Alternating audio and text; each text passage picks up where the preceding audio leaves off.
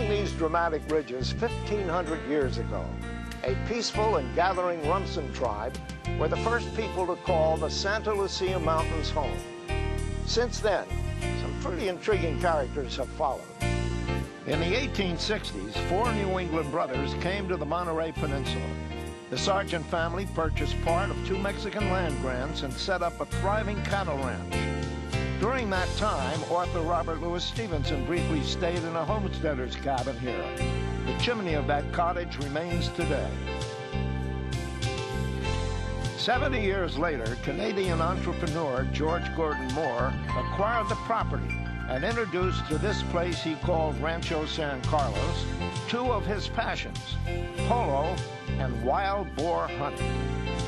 He imported the boars all the way from Russia.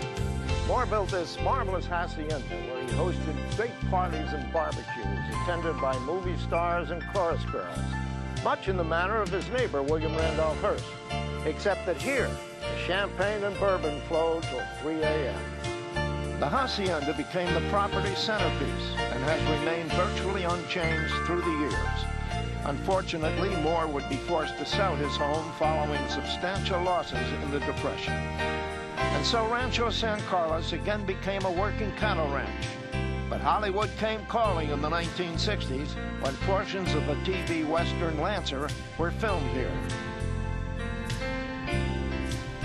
Today, these 20,000 acres represent a concept of real estate development done correctly.